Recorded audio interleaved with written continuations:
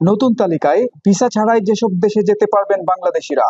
বিশ্বের শক্তিশালী পাসপোর্ট সূচকে কিছুটা অগ্রগতি হয়েছে বাংলাদেশের। বাংলাদেশের অবস্থান এখন 97তম। আগের সূচকে বাংলাদেশের অবস্থান ছিল 102তম। লন্ডন ভিত্তিক প্রতিষ্ঠান হেনলি অ্যান্ড পার্টনার্স প্রকাশিত সূচকে এ তথ্য উঠে আসে। ইন্টারন্যাশনাল এয়ার ট্রান্সপোর্ট অ্যাসোসিয়েশনের নথির ভিত্তিতে 199টি দেশের পাসপোর্ট নিয়ে এই সূচক তৈরি করা হয়। যেই দেশের পাসপোর্টধারীরা বিনা ভিসায় সবচেয়ে বেশি দেশে যাতায়াত করতে পারে, সেই দেশের পাসপোর্ট তত শক্তিশালী।